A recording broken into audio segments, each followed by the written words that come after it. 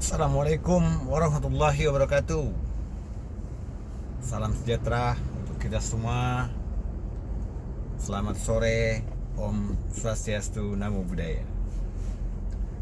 Saudara pemirsa, hari ini saya lagi di tengah perjalanan dan saya mendapatkan satu pertanyaan tadi setelah ngobrol-ngobrol kecil dengan beberapa orang yang masih belum paham dengan Pancasila itu. Dia bertanya, apakah yang diajukan oleh PDI Perjuangan, undang-undang HIP itu akan menimbulkan Pancasilanya menjadi hilang sehingga menjadi Trisila atau menjadi Ekasila. Saya perlu menjelaskan hal ini agar masyarakat memahami bahwa apa yang dimaksudkan Soekarno ya, menjadi dari Pancasila menjadi Tiga Sila dan kemudian menjadi Ekasila. Saya ingin membalikkan ini. Yang dimaksudkan oleh Soekarno, yang dimaksudkan dengan Pancasila itu, yang pemahaman dari Bung Karno itu, apa yang dikatakan Pancasila itu, ya kita lihatlah di masyarakat ini. Kayak ya Pancasila itu ya gotong royong. Yang secara sederhananya itulah Pancasila. Jadi ketika kamu melihat di perkampungan kamu, di tempat tinggal kamu, kalau ada kematian banyak orang datang, ada yang bawa beras, ada yang bawa ini untuk membantu orang yang meninggal, menghilangkan kesedihan orang yang meninggal itu, maka itulah gotong royong. Maka itulah Pancasila. Nah, itulah yang dimaksudkan Trisila. Ada lagi kalau kita melihat juga orang perkawinan di daerah kita, di tempat-tempat kita tinggal kita. Kalau saat orang kawin itu juga sama, ada panitianya, ada orang yang datang bawa beras, bawa ayam untuk membantu masyarakat, untuk membantu sananya atau keluarganya yang akan melangsungkan suatu hajat yang besar, yaitu menyedekahkan dan mengawinkan anaknya. Nah, itulah gotong royong dan itulah Pancasila. Jadi bukan berarti apa yang dimaksudkan Pancasila kemudian menjadi Trisila, kemudian menjadi Ekasila, menjadi gotong royong terus hilang makna dari Pancasila itu. Tidak. Justru itulah yang memperkuatkan Pancasila. Itulah yang lahirnya Pancasila. Nah, sejarahnya kan kenapa? Karena pada saat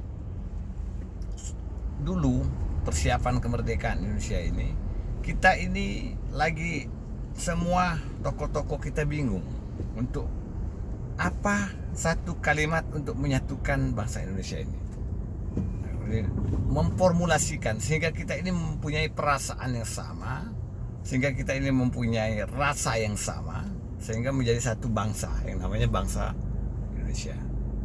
Maka dirumuslah pada saat itu, ditemukanlah kata oleh Soekarno, yaitu Pancasila. Kenapa? Karena Soekarno melihat inilah yang ada di masyarakat Indonesia itu yang sama, dari Sabang sampai Merauke itu persamaan kita adalah gotong royong.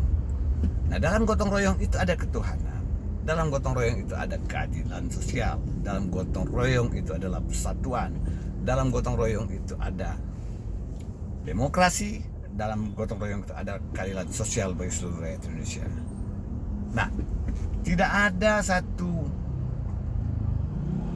keinginan bagi PDI Perjuangan ya untuk menghilangkan bahkan merubah suatu Pancasila.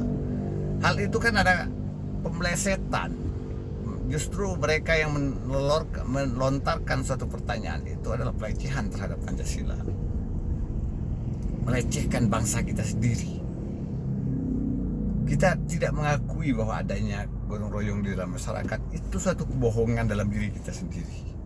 Janganlah kita berbuat bohong terhadap diri kita. Lihatlah apa yang terjadi, maka ungkapkanlah apa yang terjadi itu. Katakanlah apa yang benar itu adalah benar, dan yang hak itu adalah hak. Janganlah memplesetkan bahwa PDI Perjuangan akan merubah Pancasila. Ya lucu sekali. Dan ada yang mengatakan, apakah dalam gotong royong ada ketuhanan? Iya. Mana ada semua kegiatan di dalam gotong royong itu tanpa didasari oleh kepercayaan kita kepada Tuhan. Orang kematian, di sana ada ketuhanan di dalam situ. Bagaimana proses pemakaman, proses pemandian, pengurusan mayat, kemudian ada tiap 1 hari, 3 hari, 7 hari di Indonesia ini ada baca Yasin, dan itu juga bermunajat kepada Tuhan, dan itu percaya bagian dari kepercayaan kepada Tuhan. Bagaimana dengan gotong royong pada saat orang pernikahan? Ya, di situ sangat adanya Tuhan. Jadi tidak ada makna bahwa meninggalkan konsep dari Pancasila menjadi Trisila kemudian menjadi Ekasila itu merupakan adalah keinginan kita untuk meninggalkan dan menghilangkan Pancasila. Justru kita memperkuatkan Pancasila itu sendiri. Nah, ada lagi yang mengatakan bahwa kalau nanti Ekasila itu kemudian Pancasila kemudian diperas menjadi Trisila, seolah-olah ini adalah merupakan Trinitas. Oh tidak, Soekarno mempertegaskan di dalam pidatonya pada waktu itu bahwa Trisila yang dimaksud sekarang bukan Trinitas. Pancasila yang dimaksud bukan juga merupakan satu agama, tidak.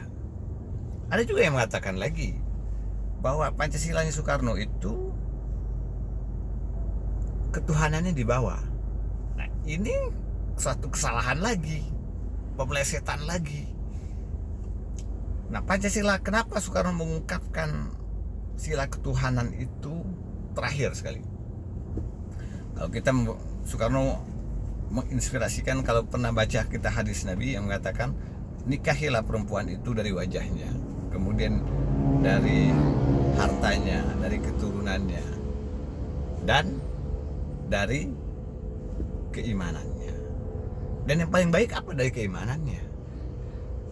Begitu juga ketika Soekarno mengungkapkan dari 4 sila itu yang sudah diungkapkan tadi, itu tidak akan bisa jalan tanpa adanya sila ketuhanan. Tidak akan ada demokrasi tanpa ada ketuhanan. Tidak akan adanya persatuan tanpa keyakinan kepada Tuhan.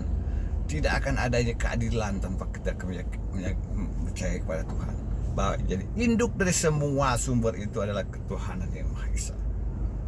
Soekarno mempertegaskan lagi kenapa sila ketuhanan ini penting dan harus menjadi induk daripada induk dari sila-sila yang lain. Apa? Karena bangsa Indonesia ini adalah bangsa yang agraris, dan itulah kenapa sila ketuhanan dicantumkan dalam sila Pancasila, dalam bagian daripada konstruksinya Pancasila, bangunannya Pancasila itu.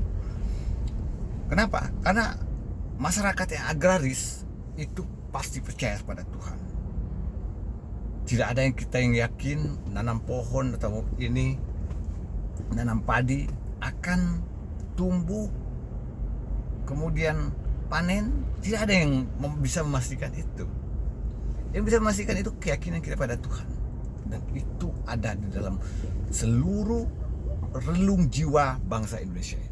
Makanya Pancasila itu induk daripada induknya itu adalah sila kesatu itu yang hanya dalam pengungkapannya oleh Soekarno dengan cara mengungkapkannya saja bahwa dari kesemuanya itu adalah bersumber daripada kepercayaan kepada Tuhan. Terakhir pada Soekarno sama dengan kalau merunut kepada hadis Nabi juga yang terbaik adalah keimanannya tadi, seperti contoh yang telah diungkapkan tadi. Saya pikir itu aja penjelasan dari saya. Semoga ini bermanfaat. Billahi fisabilil haq, wastabiqul khairat. Wassalamualaikum warahmatullahi wabarakatuh. Selamat sore. Salam sejahtera untuk kita semua. Om Santi Santi Om. Merdeka!